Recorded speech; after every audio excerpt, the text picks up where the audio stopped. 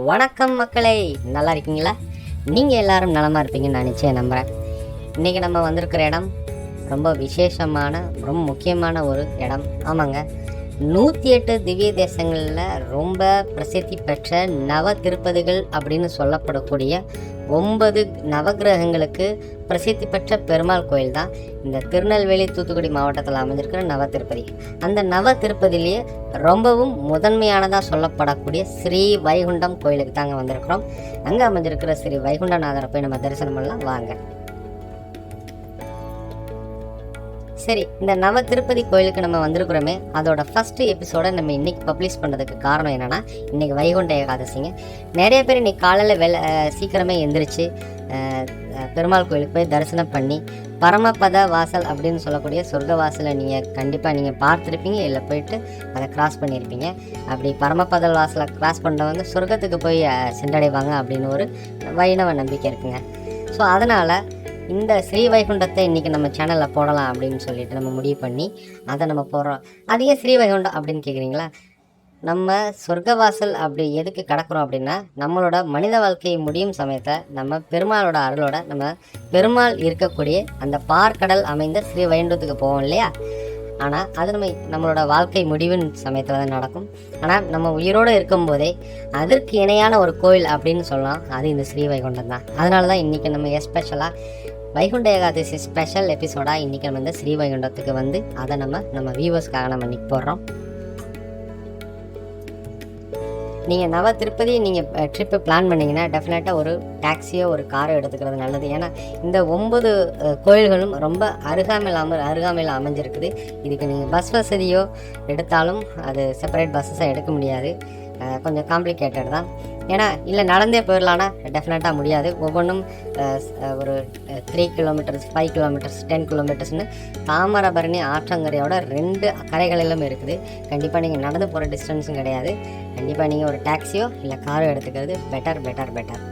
சரி, அதுலேயுமே இந்த நவ திருப்பதிகளை பற்றி நம்ம ஒவ்வொரு எபிசோடும் நம்மளோட சேனலில் இனி வரும். ஆனால் அதில் இன்றைக்கி முதல் எபிசோடான இந்த ஸ்ரீ வைகுண்டநாதரோட வைகுண்டம் ஊரில் அமைஞ்சிருக்கு இந்த வைகுண்டநாதரை நம்ம பார்க்க போகிறோம்.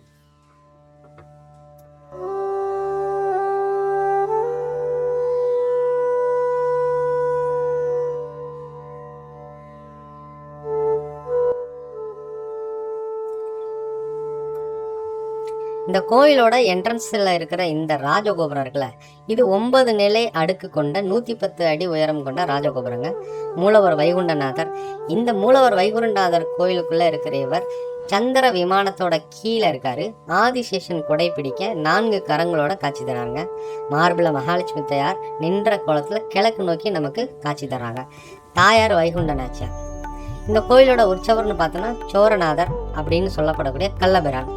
இந்த உற்சவமூர்த்தியும் நமக்கு பூதேவி ஸ்ரீதேவியோட காட்சி தர்றாங்க. தாயார் சோரநாச்சியார். 2 தாயார்களுக்குமே தனித்தனி சன்னதி இருக்குது.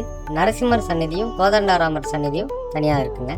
இந்த கோயிலோட தல விருட்சம் அப்படின்னு பார்த்தீங்கன்னா பவள மல்லி. இந்த கோயிலோட நீங்கள் உள்ள என்ட்ரன்ஸ் ஆகி இந்த கோயிலோட சன்னிதானத்தை சுற்றி வரும்போதே இந்த கோயிலோட தல விருட்சமான பவள மல்லியை நீங்கள் பார்க்க முடியும்.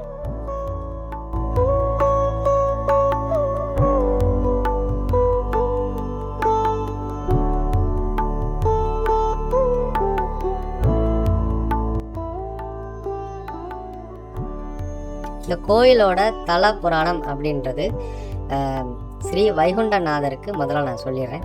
பிரம்மதேவர் தன்னோட வேதங்களை அசுரனான சோமுகனிடம் பறி கொடுத்துட்றாருங்க. அசுரன் சோமுகன் பிரம்மதேவரோட வேதங்களை திருடிட்டு போகும் சமயத்தில் பிரம்மதேவர் விஷ்ணு பகவானிடம் உதவி கேட்கும் பொருட்டு இங்கே இந்த தாமிரபரணி ஆற்றங்கரையில் உள்ள கலச தீர்த்தத்தில் நீராடி ஸ்ரீ வைகுண்டத்தில் உள்ள நாராயணனை நோக்கி அவர் தவம் புரிஞ்சார். அவரோட தவத்தை மெச்சி ஸ்ரீ நாராயணனை அந்த தொலைந்த வேதங்களை மீட்டு பிரம்மதேவருக்கு திருப்பி தந்து அவருக்கு இந்த இடத்தில் காட்சி தந்ததாகவும், அந்த காட்சி தந்ததன் பொருட்டு வைகுண்டநாதராய் இந்த கோயிலில் இந்த இடத்துல அவர் எழுந்துருளியதா ஸ்தல புராணம் சொல்லுதுங்க. அதே போல் உற்சவரான சோரநாதன் அப்படின்னு சொல்லக்கூடிய கள்ளபிரானுக்கு ஒரு மரபு வழி செய்தி கதை உண்டுங்க. அதாவது காலதூஷகன் அப்படின்ற திருடன் இந்த பகுதியில் ஸ்ரீ வைகுண்டம் நகர பகுதியில் திருட்டு தொழில் செய்து வந்ததாகவும், ஆனால் அவன் ஸ்ரீ வைகுண்டநாதர் பெருமாள் மேலே அதீத பிரீத்தி பக்தி கொண்டவனாக இருந்திருக்காரு. அந்த காலதூஷகன் என்ன ஒரு ஒரு ஒரு டிஃப்ரெண்ட்டான ஒரு கேரக்டர்னா, எப்போது அவன் திருட செல்லும் போதும் ஸ்ரீ வைகுண்டநாத பெருமாளை வணங்கி விட்டு போவான். திருடி வரும் பொருளில் பாதிய வைகுண்டநாத பெருமாள் காணிக்கையாக கொடுத்துருவான். மீதி இருக்கிற பொருளை வச்சு தான் கூட வந்த திருட்டுக்கு துணை வந்த தோழர்களுக்கும் ஏழை எளிய மக்களுக்கும் தானமாக கொடுத்துருவானாங்க. இது அவனோட பழக்கம். அப்படி ஒரு நாள் அவன் அரண்மனைக்கு தன் தோழர்களோட திருட போகும்போது தன் தோழர்களை பூரா அரசன் பிடிச்சி வச்சுக்கிட்டாரு.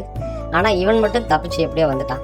ஸோ பெருமாள்கிட்ட முறையிட்ட போது பெருமாள் காலதூஷகனுக்காக தானே அந்த காலதூஷகன் வேடத்தில் போய் அரசனிடம் அவனோட ஆட்சியை குறைபாடுகளை சொல்லி, அவனோட ஆட்சியில் மக்கள் கஷ்டப்படுறதையும் பசி பட்டினியால் இருக்கிறதும் ஏழ்மை ஓங்கி இருக்கிறதையும் எடுத்துரைக்க, அரசன் அந்த காலதூஷகன் உருவில் வந்த பெருமாள் சொன்னதை ஒத்துக்கொள்ளும் சமயத்தில் பெருமாள் அரசனுக்கும் காலதூஷனுக்கும் காட்சி தருகிறார். அப்படி காட்சி தந்ததால் பெருமாளை கள்ளபிரான், அதாவது கள்ளனுக்கு உதவியாக வந்தவர் அப்படின்ற அர்த்தத்தோட கள்ளபிரானாக இங்கே உற்சவமூர்த்தி இருக்கிறார். அதே அந்த கள்ளபிரான்ன்ற பேர் தான் சோரநாதர். சோரநாதர் அப்படின்றது வடமொழி சொற்றொடருங்க. 108 திவ்ய தேசங்களில் இது ரொம்ப பிரசித்தி பெற்ற கோயிலுங்க ஸ்ரீ வைகுண்டம். இந்த கோயிலில் இருக்கிற திரு வேங்கடமுடையான் சன்னிதானத்தில் நாயக்கர் காலத்தை சேர்ந்த பல அதி அற்புதமான சிற்பங்கள் இருக்குது. அது நீங்கள் உள்ளே இந்த கோயிலை தரிசனம் பண்ணும்போது டெஃபினட்டாக பார்க்கலாம். இதில் இன்னொரு விசேஷம் என்னென்னா, இந்த கோயிலில் தமிழ் மாதமான சித்திரை மற்றும் ஐப்பசியில் 6ஆம் நாள் அன்னைக்கு சூரிய ஒளி கதிர் டைரக்டாக ஸ்ரீ வைகுண்டநாதரோட மேல் பகுதியில் விழுகுதுங்க. அதுக்கு ஏற்றாப்புல அந்த கொடிமரமும் சிறிது சாட்சி அமைஞ்சிருக்குது. அது ஒரு தனிச்சிறப்பு.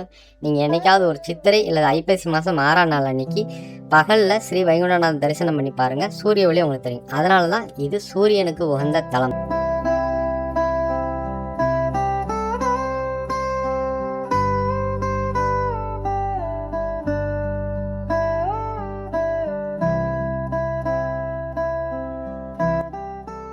கட்டபொம்மன், ஆங்கிலேயர் காலத்தில் ஆங்கிலேயரை எதிர்த்த அரசர் கட்டபொம்மனுக்கு இந்த கோயில் தான் ஒரு காலத்தில் கோட்டையாக இருந்ததுங்க. அவர் விடுதலை போரில் ஈடுபட்ட சமயத்தில் இந்த கோயிலை அவர் கோட்டையாகவே பயன்படுத்தியிருக்கிறாருங்க. அது தவிர்த்து இந்த கோயிலில் நிறைய திருவிழாக்கள்லாம் நம்ம சொல்லலாம். எஸ்பெஷலி இந்த வைகுண்ட ஏகாதசி இந்த ஸ்ரீ வைகுண்டத்தில் ரொம்ப பிரசித்தி பெற்றது. உங்களால் முடிந்தால் இதை கண்டிப்பாக ஒரு முறையாவது இந்த வைகுண்ட ஏகாதசியில் கலந்துக்கங்க. அது தவிர்த்து இந்த கோயிலில் கருட சேவை அப்படின்ற ஒரு திருவிழா எடுக்கிறாங்க, ரொம்ப பிரசித்தி பெற்றதுங்க. இந்த கோயிலில் வைகாசி மாதம் ஒவ்வொரு வருஷமும் இந்த சுற்றி இருக்கிற நவ திருப்பதிகளுக்கும் இருக்கிற 9 உற்சவ பெருமாளும் கருட வாகனத்தில் எழுந்தருளுவாங்க. நம்மாழ்வாரோட உற்சவர் சிலையையும் அன்னவாகனத்தில் ஒவ்வொரு நவ திருப்பதிக்கும் போய் அந்தந்த தலங்களை பற்றிய பாடல்களை பாடுவாங்க. இதுதான் இந்த கருட சேவை திருவிழா. இது வைகாசி மாதம் ஒவ்வொரு வருஷமும் நடக்குங்க. மற்றபடி பிரம்மோற்சவம், ஆழ்வார் திருநட்சத்திரம், திருக்கல்யாண உற்சவம்னு மற்ற விழாக்களும் இந்த கோயிலுக்கு இருக்குதுங்க. இந்த கோயிலை 12 ஆழ்வார்களாலும் மங்களாசாசனம் செய்யப்பட்டிருக்கு. எல்லாருமே பாடல்கள் பாடியிருக்கிறாங்க. ஸ்ரீரங்கம் போலயே இந்த ஸ்ரீ வைகுண்டமும் ரொம்ப விசேஷமானது. நீங்கள் ஸ்ரீரங்கம் நீங்கள் போயிருப்பீங்கன்னு நினைக்கிறேன். அதே போல் இந்த ஸ்ரீ வைகுண்டநாத பெருமாள் கோயிலும் ரொம்ப விசேஷமான சக்தி வாய்ந்த நவ திருப்பதிகளில் முதலாம் திருப்பதியான கோயில்.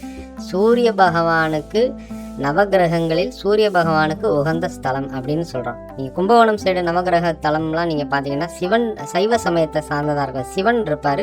அப்புறம் அந்த கோயில்கள் ஒரு நவகிரகம் பிரசித்தி பெற்றதாக இருக்கும். நம்ம திருவெண்காடு சீரீஸ் பார்த்துருப்பீங்க. அதுக்கப்புறம் வைத்தீஸ்வரன் சீரீஸ்லாம் பார்த்துருக்கீங்கன்னா அதில் செவ்வாய் இருப்பார், இங்கே புதன் இருப்பார். ஸோ ஒவ்வொரு கோயிலும் செவ்வாரம் இருப்பார். அந்த நவகிரகத்தில் ஒரு அதிபதியும் இருப்பார். அதே போல் இந்த நவ திருப்பதிகள் ஒவ்வொரு ஸ்தலத்திலும் பெருமாளும் அந்த பெருமாள் ஆட்சி அருள் செய்த ஒரு நவகிரக தெய்வமும் இருக்கும். அப்படிப்பட்ட இந்த ஸ்ரீ வைகுண்டத்தில் சூரியனுக்கு பிரசித்தி பெற்ற ஸ்தலமாக சொல்லப்படுகிறது. இந்த கோயிலில் வந்து டெஃபினட்டாக அவங்க டைம் கிடைக்கும்போது இந்த சைடு வந்து நீங்கள் ஸ்ரீவைகுண்டத்துக்கு வந்தீங்கன்னா இந்த கோயிலை விசிட் பண்ணுங்கள். நீங்கள் இந்த கோயிலுக்கு வரணும்னு முயற்சி பண்ணிங்கன்னா நீங்கள் ஒரு டாக்ஸியோ ஒரு காரோ எடுத்துகிட்டு வந்தீங்கன்னா இந்த கோயிலை ஒரே நாளில் நீங்கள் உங்கள் ஃப்ரெண்ட்ஸ் அண்ட் ஃபேமிலியோடு நீங்கள் கவர் பண்ணிடலாம். பஸ்ஸை வந்து நீங்கள் கவர் பண்ணணும்னு நினச்சிங்கன்னா டெஃபினட்டாக அது கஷ்டம். ஏன்னா பஸ் கனெக்டிவிட்டி ரொம்ப கம்மியாக தான் இருக்குது. ஓகே நண்பர்களே, என்னோட சேர்ந்து இன்றைக்கி இந்த ஸ்ரீவைகுண்டம் வந்ததுக்கு ரொம்ப நன்றி. அதுவும் ஏகாதசி அன்னைக்கு இதை உங்களோட ஷேர் பண்ணதுக்கெல்லாம் எனக்கு ரொம்ப மகிழ்ச்சி. உங்களோட ஃப்ரெண்ட்ஸ் அண்ட் ஃபேமிலிக்கு ஷேர் பண்ணுங்கள். நம்ம சேனல் பிடிச்சிருந்தால் லைக் ஷேர் பண்ணி சப்ஸ்கிரைப் பண்ணுங்கள், கமெண்ட் பண்ணுங்கள். நன்றி, வணக்கம்.